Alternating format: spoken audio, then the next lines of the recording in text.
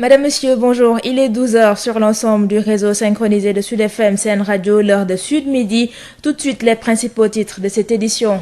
Drame à Mboro, un adolescent âgé d'à peine 16 ans a été mortellement poignardé par un autre jeune de la même localité. Pour l'heure, le présumé meurtrier a été mis aux arrêts. La gendarmerie a ouvert une enquête, plus 3 nouvelles contaminations au virus Covid-19. Notre pays passe de 219 cas à 222 cas en 24 heures. Pour ce jour, aucun cas importé n'a été enregistré. 10 patients ont été contrôlés négatifs et donc déclarés guéris. Le débat sur un éventuel test vaccin en Afrique fait toujours rage. Intervenant sur cette question, le professeur Mamadou Diouf se veut clair. Un test ne peut être introduit dans un pays sans l'aval et donc l'autorisation de ses dirigeants. C'est pourquoi l'invité de objection de ce matin appelle les populations africaines à redoubler de vigilance. Dimanche des Rameaux, c'est aujourd'hui. L'événement qui marque le début de la Semaine Sainte est célébré en toute sobriété. C'est en raison du contexte marqué par la propagation du coronavirus. Sens et historique de cette journée vous seront expliqués dans ce 12 heures sur l'international. Cette semaine va être terrible.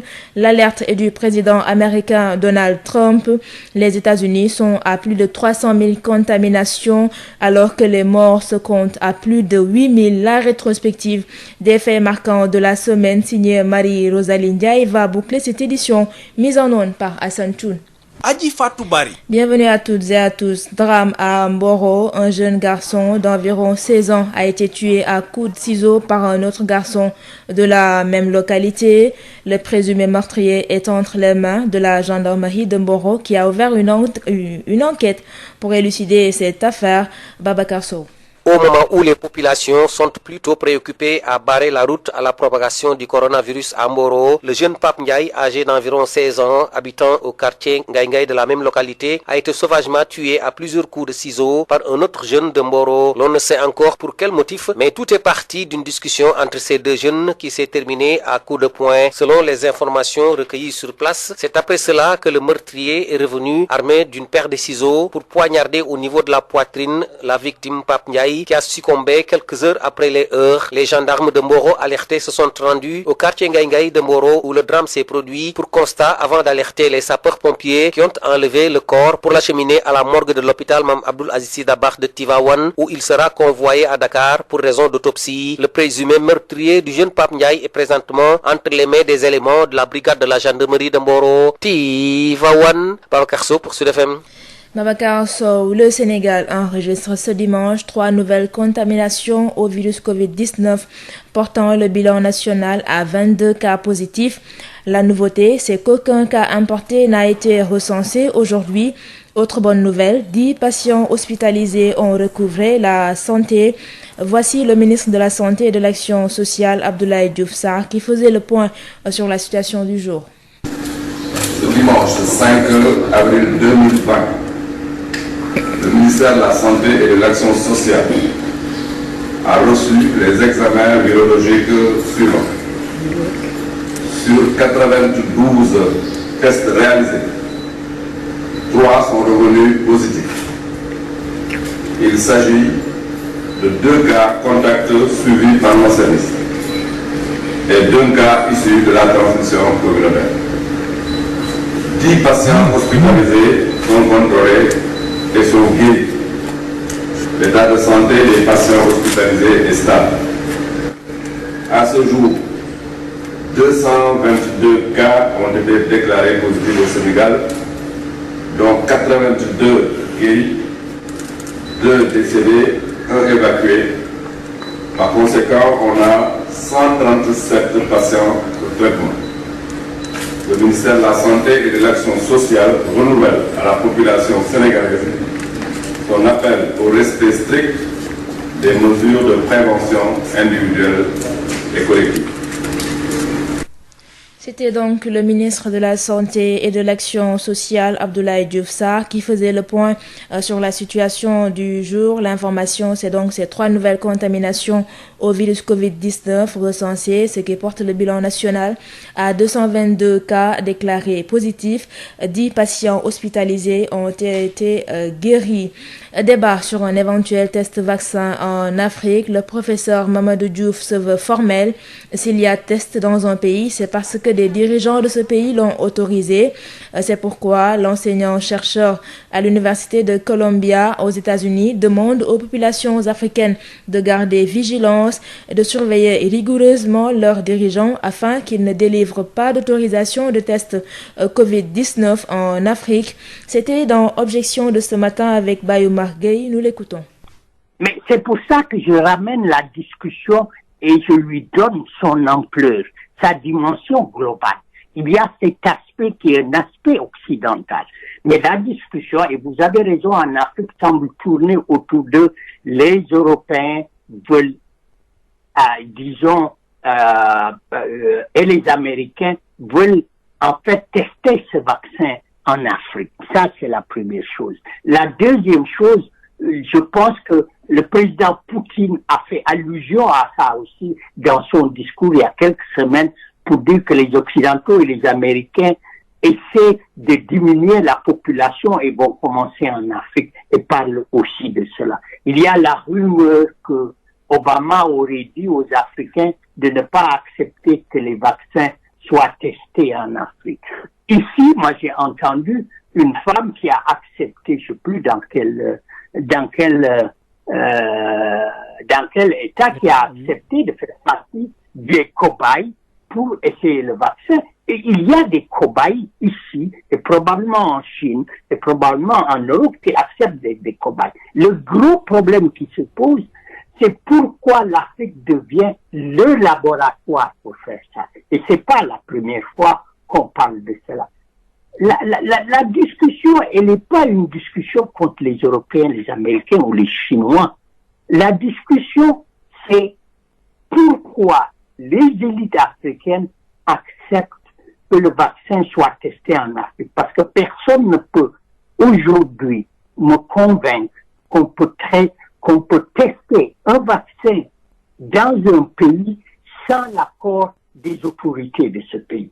Il faut une autorisation pour tester un vaccin. Donc la question pour nous, Africains, c'est de faire en sorte que nos dirigeants n'acceptent pas ça et qu'ils fassent le travail de police, qu'ils fassent le travail institutionnel pour que cela ne se passe pas en Afrique. Oui. Ou que si cela se passe en Afrique, cela se passe dans les conditions qui sont acceptées par les Africains. Le gros problème, moi je pense, la question qu'on doit se poser, c'est de savoir est-ce qu'il y a des États africains qui acceptent ces tests. Si vous vous rappelez, il y a eu la question des déchets nucléaires. On s'est effectivement rendu compte qu'il y a des États africains qui avaient passé des traités et il y a des élites qui se faisaient payer pour ça. Oui. Donc la question aujourd'hui pour les Africains, c'est de faire en sorte qu'ils sachent effectivement ce que leurs leaders font et les surveiller en conséquence.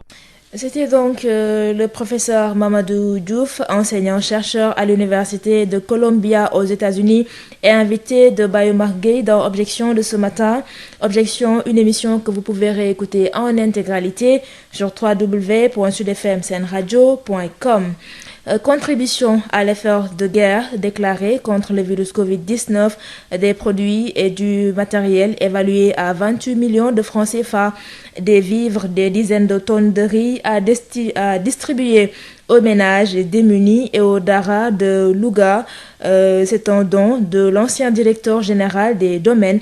Les détails avec Lamine Gueye-Saman. L'élan de solidarité suscité par l'apparition du coronavirus dans notre pays se poursuit. À Louga, le mouvement Dolly Maki a mis à la disposition du gouverneur de région, président du comité régional de lutte contre la pandémie, un lot de matériel et de produits estimés à plus de 28 millions de nos francs. Des vivres, 40 tonnes de riz à distribuer dans les ménages démunis et les Dara. Mamadou Mamour Diallo, président du mouvement Dolli Macky. Nous voulons apporter notre contribution aujourd'hui pour la région de Louga. En tant que fils, c'est un acte purement humanitaire destiné aux populations de la ville et aux populations de la région de Louga de façon générale. Ce fléau est aujourd'hui dangereux. Ce virus est en train de faire des ravages et il appartient de mon point de vue à chaque citoyen de donner sa partition, de participer conformément aux instructions de son excellence le président de la République qui, dès l'apparition de ce virus, a pris des mesures vigoureuses, des mesures draconiennes et courageuses pour nous épargner de ces effets. L'ancien directeur général des domaines qui a également apporté appui et soutien au mouvement Louga Stop Corona, des jeunes qui s'activent dans la sensibilisation, dit particulièrement penser aux fils du Ndiambour dans la diaspora, confinés dans leur terre d'accueil.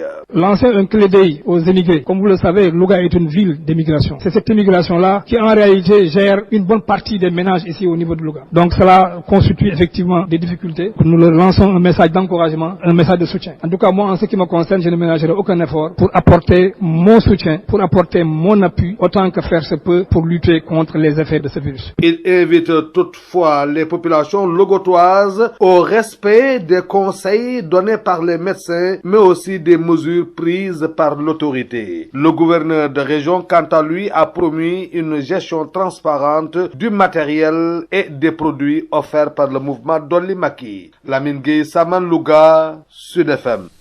Lamine Gueye Saman, le bureau régional de la Fédération nationale des maîtres coraniques de Kaolack salue les initiatives menées par les autorités communales à l'endroit des Dara dans la riposte contre le Covid-19.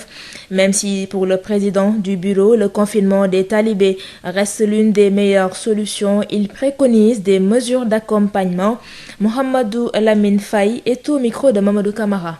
Jusqu'à maintenant, nous n'avons pas encore bouclé notre recensement. Nous l'avons commencé la semaine dernière. Jusqu'ici, nous avons répertorié 450 daras au niveau de la commune de Kaolack. Il y a beaucoup de segments sociaux qui sont vulnérables, mais les daras sont en tête. Madame le maire a fait un geste très remarquable. Elle avait déjà fait en répondant à l'appel de monsieur le gouverneur de la région. Le gouverneur de la région avait sélectionné plus de 120 daras la semaine dernière, des produits offerts par madame le maire. Aujourd'hui, madame le maire a complété ses dons par la mobilisation d'une grande quantité de riz et d'autres articles savon et eau de Joël. Destiné à pas moins de 50 daras au niveau de la commune pour compléter les gestes qui sont déjà effectués. Effectivement, le moment est très critique et très difficile pour les daras du Sénégal. Les daras du Sénégal en train de traverser une crise jamais connue par l'obligation de confiner les zones. Les dons de daras au niveau des daras, alors que les moyens ne suivent pas. Il y a des daras qui comptent jusqu'à 100 à 200 talibs. 200 talibs, comment ça nécessite comme une quantité de vivres. Nous remercions les autorités certes, mais nous demandons de faire davantage. Nous lançons un appel aussi en direction de la communauté. C'est la communauté qui entretenait toujours les daras. C'est la communauté qui donnait les aumônes, les daras. Cette communauté peut faire beaucoup de choses pour améliorer les conditions de vie dans les daras, pour assurer aussi le survie dans les daras pendant ce moment difficile. Nous sommes en train de dérouler un programme en collaboration avec les Badjanougokh pour que dans chaque coin, le Badjanougokh polarise l'aumône de midi, l'aumône de repas. Toutes les concessions, leur aumône de repas chez le Badjanougokh. Le Badjanougokh le polarise. Un grand talibé vient chez le Badjanougokh pour ramasser les aumônes et les amener dans les daras. Ça va nous permettre de confiner les petits-enfants au niveau du dara. Les chrétiens du monde entier célèbrent aujourd'hui le dimanche des Rameaux, événement qui marque le début de la Semaine Sainte. Le curé de la quasi-paroisse Enfant Jésus de Prague, Abbé Omer Seck, invite les fidèles à ne pas juger leurs frères, mais plutôt à les aimer. En ce temps où les rassemblements sont interdits, Abbé Omer Seck recommande aux fidèles de méditer en famille les textes du jour. Je vous propose d'écouter Abbé Omer Seck. Il est au micro de Denisia Sambou. Le dimanche des Rameaux marque le début de la Semaine Sainte. C'est l'entrée solennelle de Jésus à Jérusalem. Nous savons bien que c'est là, à Jérusalem, qu'il trouvera la mort. C'est le dimanche où nous acclamons Jésus avec nos foulards. Hosanna, Hosanna, béni soit celui qui vient au nom du Seigneur. C'est aussi le dimanche de la Passion. L'Évangile le montre bien. Jésus est trahi, jugé et condamné. Cela nous invite aujourd'hui à ne pas juger le frère, mais à aimer. Comment vivre le dimanche des Rameaux en famille? Cela est possible en méditant les textes du jour. Prenez le temps de les lire en famille. Prenez le temps de faire un partage d'évangile, des textes de ce jour en famille, comme aussi vous pouvez prendre du temps pour réciter le chapelet, en sachant que Dieu vous trouvera là où vous êtes pour vous combler de ses grâces et bénédictions. Le dimanche des rameaux, nous avions l'habitude de brandir des rameaux ou depuis un certain temps des foulards pour acclamer notre roi. Aujourd'hui, nous ne pourrons pas ensemble le faire. Et c'est la raison pour laquelle je voudrais vous inviter, chers paroissiens, à vous attacher un foulard à la main. Une façon aussi individuelle d'acclamer Jésus toute la journée, car c'est lui notre roi. À l'instant, le curé de la quasi-paroisse Enfant Jésus de Prague, Abbé Omer Sek, avec la propagation du virus Covid-19, la célébration du dimanche des rameaux aura un cachet particulier. Les chrétiens vont se conformer aux directives et éviter les rassemblements. Sentiment de Michel Djen, un des animateurs de l'émission Parole de vie et d'espérance de Sen Radio. Ce confinement n'enlève en rien la solennité de cette journée. Michel Djen est avec Hapsa Elimanouane. Le confinement nous conduit justement à avoir des gestes barrières et des gestes sociaux qui font qu'il nous faut respecter la distance sociale et nous n'y dérangerons pas comme nous l'ont dit nos évêques, comme l'a décrété le président de la République qui interdit tous les rassemblements. Et donc nous sommes obligés, par la foi d'ailleurs, on nous dit d'être soumis à nos autorités et de prier pour nos gouvernants. Et donc à la suite de nos évêques, nous ne pouvons que nous conformer à cette mesure. Donc de célébrer ce dimanche des rameaux dans le confinement, ce qui n'enlève rien à la solennité de l'événement et ne nous empêche pas de le célébrer parce que Dieu est partout et dans nos maisons nous pouvons en famille célébrer ce dimanche des rameaux, c'est vrai dans un contexte très particulier, mais voilà, cela n'enlève rien à la solennité de la fête. Le dimanche des rameaux, c'est l'entrée triomphale de Jésus à Jérusalem lorsqu'il monte sur un ânon. Et justement, cette entrée à Jérusalem va commencer le marathon de la Semaine Sainte où Jésus va être entendu par les autorités, jugé, crucifié, amené sur le bois de la croix. Et donc, parce que dans l'Écriture, il est dit que tous les prophètes meurent à Jérusalem. Et donc Jésus fait son entrée triomphale à Jérusalem. Et pendant qu'il entrait, monté sur un ânon, là, la foule coupe des branches de palmiers et les jette par terre et l'acclame au cri de Hosanna. Béni soit celui qui vient au nom du Seigneur, d'où la tradition des rameaux ce dimanche. Mais voilà, on comprend qu'aujourd'hui, il n'y aura pas de rameaux, il n'y aura pas de rassemblement et personne n'ira à l'église, mais dans nos maisons, nous pourrons chanter ce Hosanna au fils de David, béni soit celui qui vient au nom du Seigneur. C'était donc Michel Djen, un des animateurs de l'émission Parole de vie et d'espérance de Sud FM Sen Radio. À 12h passées de 18 minutes, on passe à la page internationale. Sud International. Le coronavirus qui continue de donner des sueurs froides aux dirigeants des puissances mondiales, par exemple aux États-Unis où plus de 300 000 personnes sont atteintes du coronavirus avec plus de 8 000 morts. Le président américain Donald Trump a mis en garde ses concitoyens en ces termes. Cette semaine va être terrible. Le pays va faire face à une période horrible avec de très mauvais chiffres. Le virus progresse rapidement. Il va y avoir beaucoup de morts, ajoute toujours le président américain. Les États-Unis sont clairement devenus l'épicentre de cette pandémie. La crise sanitaire est majeure et la première puissance mondiale semble dépassée par les événements ailleurs en Europe. L'Espagne a enregistré dimanche 674 morts dus au coronavirus au cours de ces dernières 24 heures. Le bilan le moins élevé jusqu'ici depuis 10 jours, en baisse pour le 3e jour consécutif selon les chiffres du ministère de la Santé. Les décès depuis le début de la pandémie se chiffrent à 12 418 dans tout le pays, qui compte ainsi le plus de morts au monde derrière l'Italie. Le nombre de cas confirmés de Covid-19 a lui progressé de 4,8% à 130 759 à 12h passées de 20 minutes. Adji Fatou Bari. C'est la fin de ce journal, mais avant de nous quitter, le rappel des titres.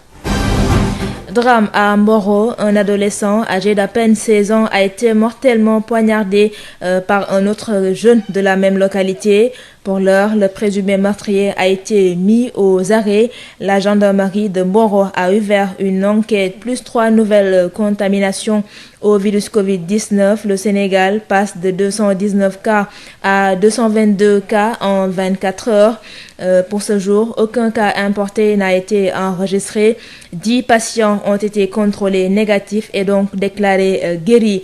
Le débat sur un éventuel test vaccin en Afrique fait toujours rage. Intervenant sur cette question, le professeur Mamadou Diouf se veut clair. Un test ne peut être introduit dans un pays sans l'aval et donc l'autorisation de ses dirigeants. C'est pourquoi l'invité de objection de ce matin appelle les populations africaines à redoubler de vigilance. Et puis ce dimanche marque le dimanche des Rameaux. L'événement qui marque le début de la Semaine Sainte est célébré en toute sobriété, c'est en raison de la propagation du coronavirus. Le sens et l'historique de cette journée vous ont été expliqués dans ce 12 heures. Et puis sur l'international, le coronavirus qui continue de donner des sueurs froides. Le président américain Donald Trump alerte en ses propos. Cette semaine va être terrible. Les États-Unis sont à plus de 300 000 contaminations alors que les morts se comptent à plus de 8 000.